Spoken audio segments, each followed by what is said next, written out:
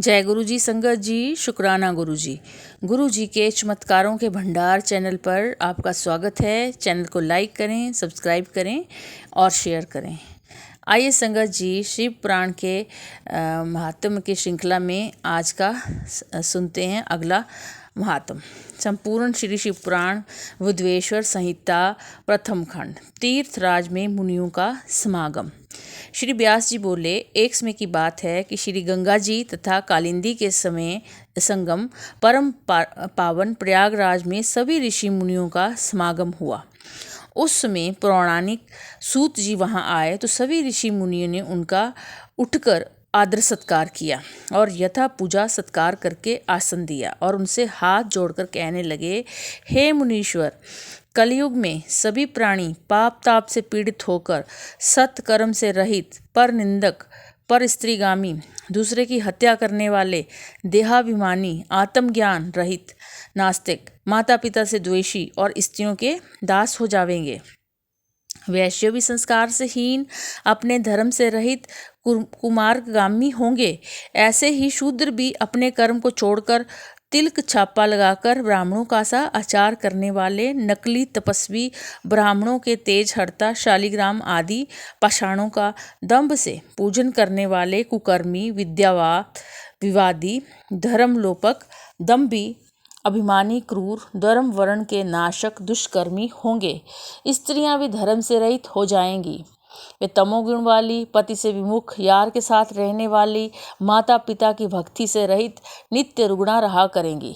तब उनकी नष्ट बुद्धि संतानों की दशा भी क्या होगी? वे सद्गति को किस उपाय से प्राप्त होंगी? अतः इस दुख से निवारण कराने वाला कोई सरल उपाय बताइए। मुनियों की ये बात सुनकर सूत जी शंकर जी का ध्यान करके कहने लगे। सूत जी बोले, हे मुनीश्वरों, आपने लोक हितकारी उत्तम प्रश्न किया है। कली के पापों का नाश करने वाला, परमार्थदायक ये शिव पुराण वेदांत का भी सर्वस्व है, जिसके पढ़ने सुनने से मुक्ति पद की प्राप्ति होती है। व्यास के द्वारा कहे गए इस पुराण का बहुत ही महत्व है।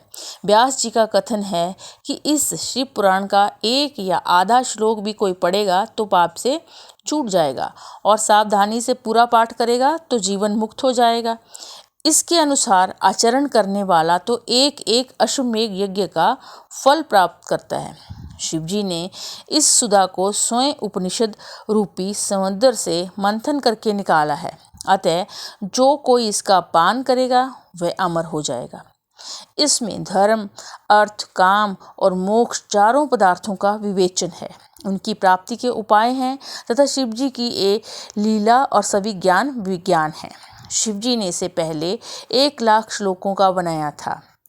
बुद्धवेश्वर संहिता, रुद्र संहिता, विनायक संहिता 10,000 हजार श्लोकों की तथा उमा संहिता, मातृ संहिता 8,000 हजार श्लोकों की, एकादश रुद्र संहिता 13,000, कैलाश संहिता 6,000 श्लोकों की, शतरुद्र 3,000, कोटि रुद्र 9,000, सहस कोटि रुद्र 11,000, मानवीय संहिता 10,000, धर्म संहिता 12,000 की थी। परंतु अब कलयुगी जीवों के उद्धार हेतु शिवजी ने 24,000 श्लोकों का ही कर दिया है। अब इसमें विद्वेश्वर संहिता, रुद्र संहिता, शतरुद्र संहिता, कोटि रुद्र संहिता, श्री उमा संहिता, श्री कैलाश संहिता, वायतीय संहिताएं हैं। जो सप्त संहितामय शिव पुराण का पाठ करता है वह जीवन मुक्त हो जाता है। ये सब पुराणों में श्रेष्ठ तथा जीवों का कल्याणकारक है। ब्रह्मा जी का उपदेश। सूत जी बोले, हे ऋषियों, पूर्व काल में जब कल्पों का नाश हो गया, उसमें बाद में पुनः इस कल्प का प्रादुर्भाव हुआ। तब 6 कुलीन मुनियों ने सृष्टि के आरंभ होने पर विचार किया कि सबसे परे है या नहीं। इसके निर्णय के लिए ये लोग ब्रह्मा जी के पास गए। ब्रह्मा जी ने कहा कि जो सबसे पहले उत्पन्न हुआ है उसमें मन वाणी की कोई गति नहीं है तथा जो ब्रह्मा, इंद्र, रुद्र आदि महाभूतों और इंद्रियों की उत्पत्ति एवं सारे जगत की उत्पत्ति करने वाला है वही सबसे परे है। ऐसे सर्वज्ञ जगदीश्वर महादेव जी हैं। जो भक्ति के द्वारा दर्शन देते हैं। रुद्र आदि देव भी उनके दर्शनों की अभिलाषा करते हैं। उनके प्रसाद से, भक्ति से ही उनके प्रसाद की प्राप्ति होती है। जिस प्रकार बीज से अंकुर और अंकुर से बीज की उत्पत्ति होती है, अतः आप लोग महादेव जी की प्रसन्नता के लिए एक दीर्घ यज्ञ का सत्र मनाइए, जिसमें शिव जी की कृपा से आपको साध्य और साधन का ज्ञान होगा। मुनियों ने पूछा, हे भगवान, ये साध्य और साधन क्या है? ब्रह्मा जी ने कहा कि साध्य शिव पद है और साधन उनकी सेवा करना है। वेद विधि से उनकी आराधना करने पर उनकी प्राप्ति होती है। जो जैसा करता है उसे वैसा ही फल मिलता है। कान से सुनना, वचन से कहना तथा मन से मनन करना भी एक महान साधन है, क्योंकि वे महेश्वर सर्वथा ही सुनने, कीर्तन करने तथा मनन करने योग्य हैं। अतः साध्य तक पहुँचने के लिए साधन पर जुट जाना चाहिए। गुरु के द्वारा शिव योग को प्राप्त करें। पहले कुछ क्लेश अवश्य आ सकता है, परंतु बाद में परमानंद की प्राप्ति होती है। सनत कुमार व्यास संवाद। मुनि ने पूछा कि ब्रह्मा जी, श्रवण, मनन और कीर्तन क्या है, कैसे किए जाते हैं? ब्रह्मा जी ने कहा, ईश्वर के रूप, गुण, नाम तथा उनकी लीलाओं से अपनी पूजा और जप द्वारा रुचि पैदा करना तथा निरंतर युक्तियों सहित अपने मन को उनके सम्मुख करना मनन कहलाता है। पर ब्रह्मा महादेव जी अथवा शंभु भगवान के नामों का बराबर उच्चारण करना या जाप करना ही कीर्तन है तथा दृढ़ता से भगवत स्वंदी शब्दों का कानों से श्रवण करना ही श्रवण है। सत्संग में बैठकर महादेव जी की कृपा से श्रवण और कीर्तन करके तब उसका मनन करें। ये सर्वोत्तम मनन है। इससे आत्मा पवित्र होती है। सूत जी बोले, हे मुनियों, मैं इस साधन के बारे में एक प्राचीन इतिहास सुनाता हूँ, सो सुनो। एक समय सरस्वती के तट पर मेरे गुरुदेव भगवान व्यास जी तप कर रहे थे। तभी वहाँ सनत कुमार जी ने उनसे आकर पूछा, हे भगवान, शिव जी तो प्रत्यक्ष ही सहायक हैं, फिर आप ऐसा क्यों तप कर रहे हो? व्यास ने उत्तर में कहा कि मैं मुक्ति के लिए तप कर रहा हूँ। तब सनत कुमार जी बोले, हे व्यास जी, ऐसा ही भ्रम मुझे भी हुआ था। इसी प्रकार मैंने भी मुक्ति के लिए मद्राचल पर तप किया था। तब शिव जी की आज्ञा से नंदीश्वर ने मुझे बताया कि शिव जी के कीर्तन, श्रवण तथा मनन द्वारा ही मुक्ति मिल जाती है। तब मेरा भ्रम दूर हो गया। अतः व्यास जी, आप ऐसा ही करें, आप भी ऐसा ही करें। ऐसा बताकर सनत कुमार जी चले गए। इस पर ऋषि ने पूछा कि जो श्रवण, कीर्तन, मनन नहीं करता वह बिना यत्न के कैसे मुक्त हो सकता है? कृपा करके ये हमें बतलाइए। सूत जी बोले, हे ऋषियों, आपके प्रश्न के अनुसार यदि पुरुष श्रवण, कीर्तन, मनन ना करे और शिवलिंग की स्थापना कर पूजन करे तो वह संसार सागर से तर जाएगा। मैंने श्री गुरुमुख से सुना है कि शिव जी ब्रह्म स्वरूप, निष्फल, कला रहित तथा काल सहित है। इस निष्फल में निराकार लिंग की प्रधानता है। वे सभी कलाओं से युक्त हैं और साकार निराकार से ही शिवजी ब्रह्म संज्ञक भी हैं। अतः लोग शिव के साकार तथा निराकार दोनों रूपों को पूजते हैं। प्राचीन समय में ब्रह्मा विष्णु के विवाद में उन्होंने शिवलिंग में प्रकट होकर दर्शन दिया था। तभी से शिव का निष्फल लिंग जगत में पूज्य हो गया है। इससे कल्याण, भोग और मोक्ष की प्राप्ति होती है। नंदिकेश्वर बोले, पूर्व समय में भगवान विष्णु अपने पार्षदों के साथ लक्ष्मी जी सहित शेष शैया पर शयन कर रहे थे। तब ब्रह्मा जी वहां स्वयं ही जा पहुंचे और विष्णु को पुत्र संबोधित करके पूछा, हे पुत्र, तुम कौन है? उठ, तू मुझे देख, मैं तेरा ईश्वर यहाँ आया हूँ। विष्णु ये सुनकर क्रोध को दबाते हुए उनसे बोले, हे पुत्र, तुम्हारा कल्याण हो, आओ बैठो, मैं तुम्हारा पिता हूँ। कहो, तुम्हारा मुख टेढ़ा क्यों हो गया? ब्रह्मा जी बोले, समय के फेर से तुझे अभिमान हो गया है। हे पुत्र, मैं तुम्हारा रक्षक हूँ, इस समस्त जगत का पितामह हूँ। विष्णु बोले, अरे चोर, तू अपना बड़प्पन क्या दिखाता है? सारा जगत तो मुझ में विश्वास करता है, निवास करता है। तू मेरी ही नाभि कमल से पैदा हुआ और मुझसे ऐसी बातें कर रहा है। इस प्रकार उन दोनों में विवाद बढ़ गया। वे दोनों अपने को प्रभु कहते कहते आपस में युद्ध करने लगे। उनके वाहन भी आपस में लड़ने लगे। दोनों के प्रहार से देवता लोग व्याकुल होकर कांपने लगे कि जब आप दोनों ही अराजकता उत्पन्न करते हैं तो ये सारी सृष्टि शिव जी की है, जिन शूल मणि के बिना एक तिनका भी इधर उधर नहीं हो सकता। अतः हम लोग शिव जी के पास जाते हैं। ऐसा कहकर वे सभी वहां पहुंचे, जहां महादेव जी पार्वती जी के साथ सभा में मणिमय सिंहासन पर विराजमान थे। देवों को आया देख तथा प्रणाम करते देख शिव जी ने पास बुलाया और कहने लगे। श्री महादेव जी बोले, हे देवताओं, मैंने सुना है कि ब्रह्मा और विष्णु का घोर युद्ध हो रहा है। इससे तुम लोग महान दुख में हो। तुम घबराओ नहीं। तब शिव जी अपने 100 गणों के साथ वहां पहुंचे। प्रथम तो वो बादलों में छिपकर उनका भीषण युद्ध देखने लगे। वे परस्पर एक दूसरे के वध की इच्छा से माहेश्वर तथा पाशुपत अस्त्रों का प्रयोग कर रहे थे, जिनके प्रयोग करने पर त्रैलोक्य भस्म हो जाता है।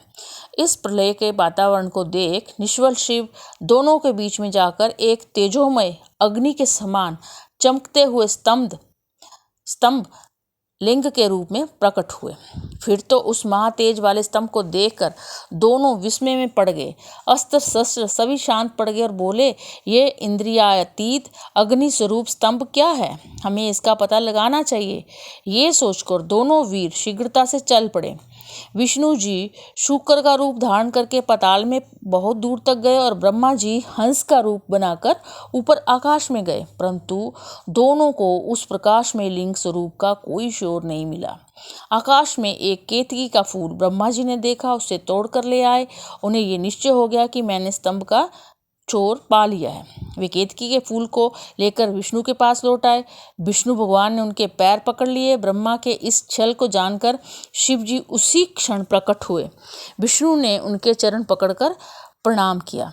विष्णु की इस महानता से भगवान शिव बहुत ही प्रसन्न हुए। उन्होंने प्रसन्न होकर उनकी सत्यवादिता की प्रशंसा की और अपनी समता प्रदान की। श्री नंदिकेश्वर बोले, इसके बाद महादेव जी ने अपनी भुहों के मध्य से भैरव को प्रकट किया। उसने सामने खड़े होकर भगवान से आज्ञा मांगी कि मैं क्या सेवा करूं। शिव जी ने ब्रह्मा पर क्रोध करते हुए उससे कहा कि तुम लपलपाती तलवार से ब्रह्मा की पूजा करो। शिव की आज्ञा पाते ही भैरव ने ब्रह्मा के केशों को पकड़ लिया।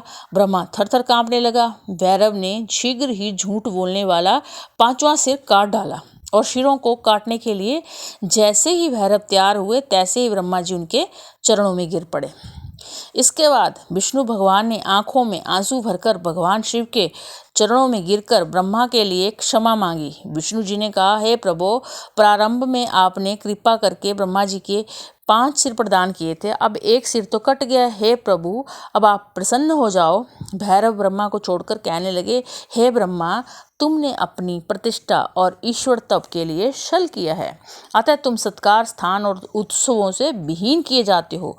ब्रह्मा जी शिव से वरद और स्वामी कहकर अपना 5वां मुख मांगने लगे, परंतु शिव ने कहा, अराजकता के भय से मैं विश्व की स्थिति बिगड़ने नहीं दूंगा। हे पुत्र, जो अपराधी है उन्हें तुम दंड प्रदान करो। तुम गणों के अधिपति होकर रहो, लोक मर्यादा का पालन करो। इसके बाद शिव ने केतकी के फूल से कहा, तू भी मिथ्याभाषी है, अतः तू भी मेरी पूजा के योग्य नहीं है। शिव गणों ने उसे दूर भगा दिया। वह शिव से विनय पूर्वक बोली, हे नाथ, मुझे कुछ तो सफल कीजिए, मेरा पाप क्षमा कीजिए। हे प्रभु, आपकी कृपा से क्या दुर्लभ है। शिव जी बोले कि मेरा वचन मिथ्या कभी नहीं हो सकता। मैं तो तुझे स्वीकार नहीं करूंगा, परंतु मेरे भक्त तुझे स्वीकार कर लेंगे। इस प्रकार तेरा जन्म सफल हो जाएगा। मेरे मंडप की रचना में शिरमोर तू ही रहेगी। इस प्रकार ईश्वर ब्रह्मा, केतकी और विष्णु पर कृपा करके देवों के पास आए। देवों ने शिव का पूजन कर स्तुति की। पुनः शिव जी ने अपनी सभा में जा बैठे। श्री नंदिकेश्वर बोले। ब्रह्मा विष्णु हाथ जोड़कर शिव जी के अगल बगल खड़े होकर स्तुति करने लगे। इससे शिव प्रसन्न होकर उनसे बोले, हे वत्स, तुमने आज महान दिन में मेरी पूजा की है, इससे मैं बड़ा संतुष्ट हूँ। आज से इस दिन का नाम शिवरात्रि होगा। ये बड़ा पवित्र दिन है। पवित्र तिथि इस शिवरात्रि के दिन जो मेरे लिंगेश्वर की पूजा करेंगे वे मुक्त हो सकते हैं। जो प्रपंच रहित इसी एक दिन भी मेरी पूजा करेगा वह 1 वर्ष की निरंतर पूजा का फल पावेगा। मेरा लिंग रूप जो स्तंभ प्रकट हुआ था वह आद्रा नक्षत्र है। जो अघन में आद्रा नक्षत्र में उमा सहित मेरी पूजा मेरे रूपलिंग या वेरलिंग में करेगा अथवा दर्शन ही करेगा, वह मुझे कार्तिकेय के समान प्रिय होगा, परम प्रिय होगा। शिवरात्रि में दर्शनों का ही महान फल है। पूजन का फल तो वाणी से कहा भी नहीं जा सकता। तुम दोनों की युद्ध भूमि में जहाँ मेरा लिंग स्तंभ प्रकट हुआ है वह अरुणाचल के नाम से प्रसिद्ध होगा। यहाँ पर शरीर छोड़ने वालों की मुक्ति अवश्य हो जाएगी। जो परमेश्वर को लिंगेश्वर रूप में पूजा करेंगे उन्हें चारों प्रकार की मुक्ति प्राप्त होगी। तो संगत जी, आज हम यहाँ तक ही आज का जो है ये मधुर सत्संग सुनते हैं। कल हम सुनेंगे ब्रह्मा विष्णु का शिव उपदेश। तो आज के लिए इतना ही। और हाँ संगत जी, आपका कोई सत्संग हो तो वो भी आप मुझे भेज सकते हैं व्हाट्सएप में ऑडियो क्लिप के थ्रू। टाइम के अनुसार और गुरुजी की इच्छा अनुसार वो भी मैं आपके सत्संग अपलोड किया करूँगी। आपका दिन मंगलमय हो, इसी कामना के साथ जय गुरुजी।